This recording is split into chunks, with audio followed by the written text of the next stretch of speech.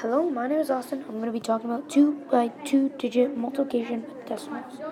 So what we do first is say we have 1.8 times 1.7. Oops. So what we do first is 7 times 8. 7 times 8, which is 56.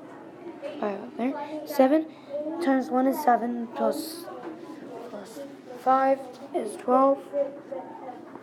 Now we put the 0 down here.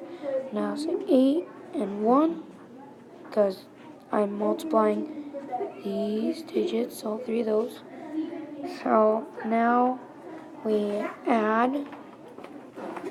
This should be plus. So 6, 10, 3. So now for where we put the decimal is we see how many numbers are behind the decimal. So there are 2 numbers behind the decimal. So we put the decimal 2 times this way. So the decimal will go to here. So your answer is 3.06. Thank you for watching my math video. Bye.